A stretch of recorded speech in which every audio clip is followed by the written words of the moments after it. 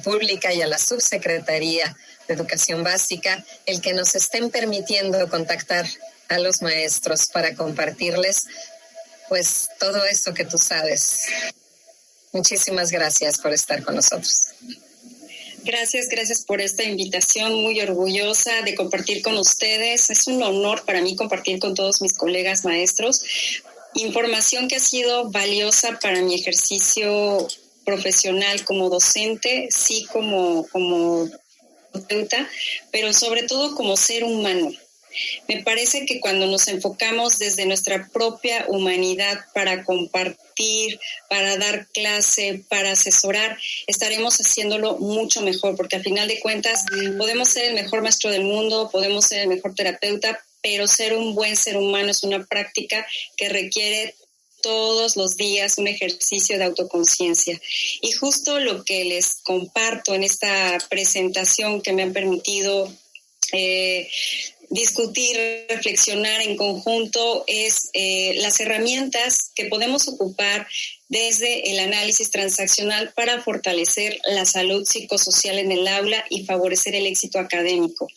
Porque como muchos de ustedes, a veces tengo pues esta inquietud de dar una excelente clase, preparo todo el tema, estudio, vuelvo a estudiar, corrijo presentación, planeo dinámicas, hago mi encuadre y cuando llego al aula virtual ahora, y anteriormente al área presencial o a ambas, resulta que algo no me sale como yo esperaba, que la expectativa de tener la mejor clase del día, la mejor clase del bimestre, del semestre, del año, no ha sucedido de esa forma. Y esta preparación a veces la tenemos todos los días, el dar lo mejor de cada uno de nosotros en una clase, y a veces nos sale muy bien, a veces sí se logra esta meta, esta expectativa, pero no siempre sucede así. Y cuando no sucede así, simplemente no encontramos en todo momento las razones por las cuales no sucedió. A veces podemos decir algo como de estas nuevas generaciones les faltan valores, como todas estas cosas que escuchamos, que si a las nuevas generaciones solo les importa la parte tecnológica y no el contenido, etcétera, etcétera. Sin embargo, en el fondo podemos hacer un ejercicio de introspección y de autoconocimiento para saber si de alguna manera, independientemente de todos estos factores que no controlamos, cuáles sí podemos como decía la maestra Gina, en cuáles sí podemos incidir para tener una dinámica que favorezca el logro de metas académicas. Como ustedes saben, la educación humanista y constructivista pues no ha reparado para confirmar y reafirmar una y otra vez que los vínculos que se establecen con los estudiantes son importantes.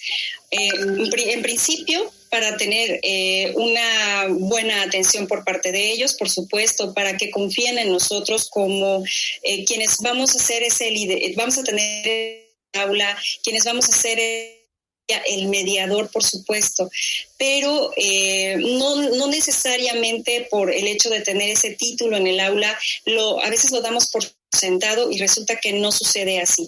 Entonces, ¿con qué herramientas podemos fortalecer esa salud psicosocial? Es decir, que yo psicológicamente esté para incidir en la parte social con mis estudiantes y que este vínculo sea sí fuerte, pero además que contribuya y construya para lo que queremos.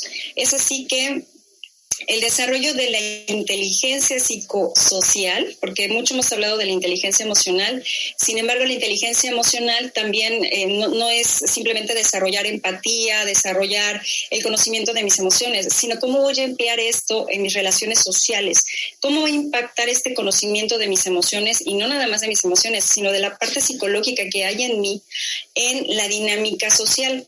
La propuesta del análisis transaccional es precisamente ser un enfoque teórico-metodológico para poder desarrollar más el conocimiento de lo que pasa dentro de mí, que después se ve implícito en la relación que tengo con mis estudiantes y con otros colegas maestros y con las autoridades administrativas.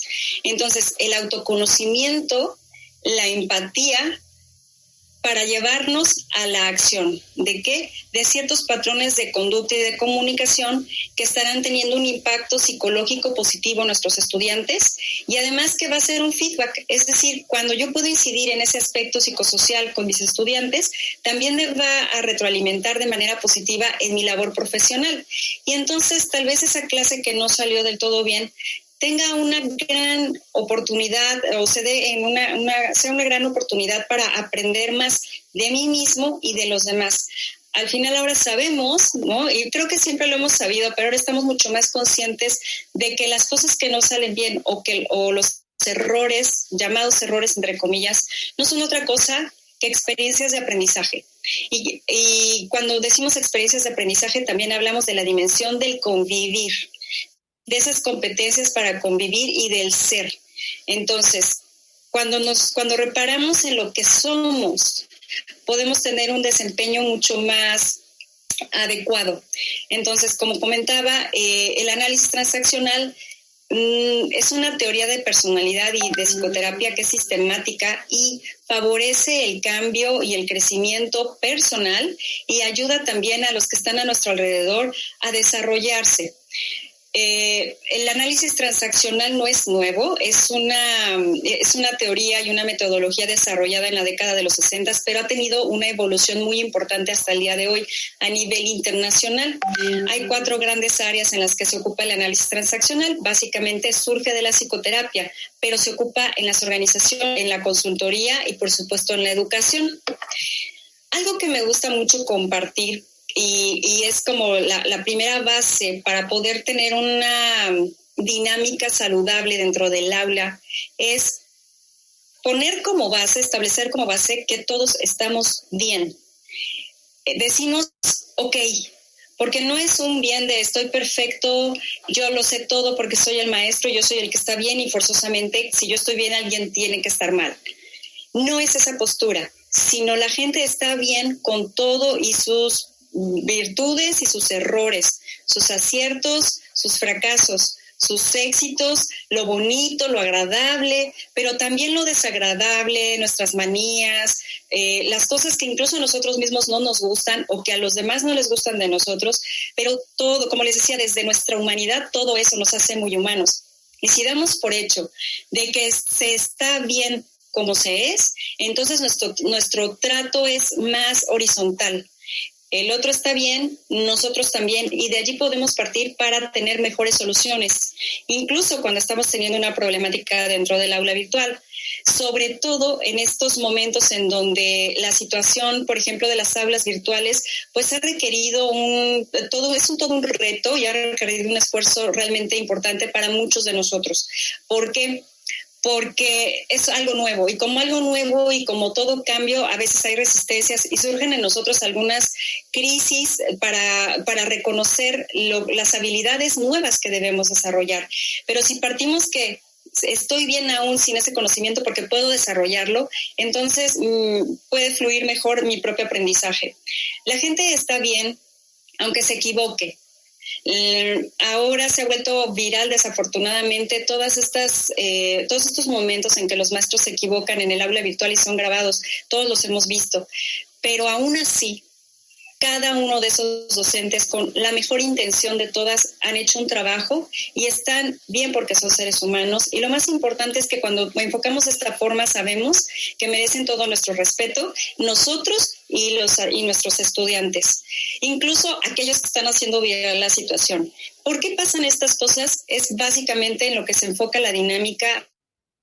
¿Qué es lo que pasa en las personas cuando se ponen muy juiciosas, cuando empiezan a calificar de malo o de malintencionado a otro, o al maestro bueno, y para el que es bueno algunos será malo para otros? ¿De qué dependen todas estas juicios de valor y todas estas interpretaciones? Pues mucho de lo que para nosotros en el interior sucede también de manera así.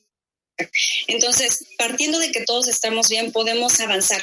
Al final, los maestros estamos conscientes de que tenemos un contrato con nuestra vocación educativa, tenemos un contrato con nosotros mismos para ser el mejor docente y desde ahí partir para poder aprender. Todos tenemos la capacidad de pensar. Ese es otro aspecto de la filosofía del análisis transaccional del que vamos a partir.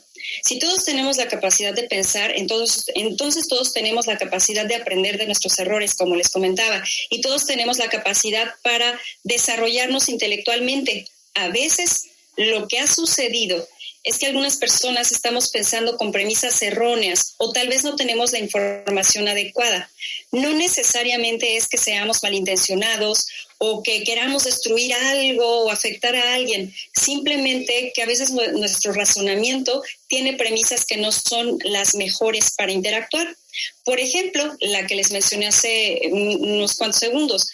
Si yo doy por hecho de que yo estoy bien y que mi alumno no puede pensar y yo tengo que iluminarlo con toda mi sapiencia, probablemente ese sea mi primer error, porque como ustedes saben, los alumnos saben muchas cosas. Lo que hay que reconocer es qué es lo que saben para adecuar nuestros procesos y ayudarlos a pensar con premisas más informadas, con información más veraz, con información oportuna. ¿Y cómo vamos a saberlo? Conociéndolos, dándonos el permiso de dar por hecho de que ellos tienen esa capacidad para pensar y que nosotros también. Las personas deciden su propio destino y todas las decisiones pueden cambiarse. Algunos ya tenemos decisiones tomadas sobre cómo es la vida. En análisis transaccional solemos invitar a las personas a que mediten, a que piensen sobre a dónde los va a llevar esas conductas, esos pensamientos, esas creencias y si es realmente el destino que quieren para su vida. O tal vez esas creencias con las que crecimos en un momento dado o esas experiencias que han marcado nuestra vida no necesariamente son con las que queremos vivir todos los días y vivirlas en el aula virtual. Tenemos que redecidir, revisar estas premisas y redecidir para poder cambiar. Y como ustedes saben, una decisión es una escisión. Es decir, era esto para mí antes y desde hoy esto puede ser de una manera distinta. Por supuesto, como les comentaba en un inicio, la práctica en la docencia humanista es de todos los días. También cuando hablamos de cambios, de darnos cuenta de para dónde vamos y a dónde queremos ir, hablamos de dos principios importantes desde el análisis transaccional. Todo cambio debe ser contractual y no es que estemos firmando contratos de tipo legal, sino el contrato, les mencionaba hace un momento, el contrato más importante que tenemos con nosotros mismos, que es la educación. Si cada uno de ustedes, si yo, si los estudiantes estamos en un aula, ya sea virtual o presencial, tenemos un contrato para aprender, para enseñar y para retroalimentarnos de manera mutua. Y si somos fieles y somos honestos con ese contrato, también podemos establecer qué cambios queremos llevar al aula, qué cambios puedo hacer en mí para incidir propositivamente en esos estudiantes y mantener siempre una comunicación abierta. Esto es un principio además de comunicación asertiva, pero la comunicación abierta también es a través de estos medios. Uno pensaría que de repente en el aula virtual puede uno ocupar estas herramientas como para estar actuando en el anonimato. A veces nos dan miedo, ¿no? Los estudiantes que pueden utilizar mejor la tecnología que muchos de nosotros, pero todo eso se resuelve con una comunicación abierta, directa y honesta. Y me parece que allí tenemos una ventaja y creo que tenemos que considerarlo así. Como maestros podemos modelar ese tipo de comunicación abierta y directa. No quiere decir una comunicación en la que digamos todo lo que se nos venga en el pensamiento o a veces una honestidad malentendida en donde digo, bueno, pues yo no tengo pelos en la lengua y digo lo que se me ocurre, eso es ser abierto. No necesariamente. La comunicación abierta tiene que estar acompañada de la consideración y la asertividad. Y nuevamente volvemos al primer punto. Si yo sé que tú y yo estamos bien, solo que en este momento no estamos llegando a algún acuerdo, solo que en este momento estamos viendo una misma situación con una interpretación distinta. Podría ser que haya un problema que resolver, haya algo que requiere solución, pero no necesariamente cerrarnos a la comunicación.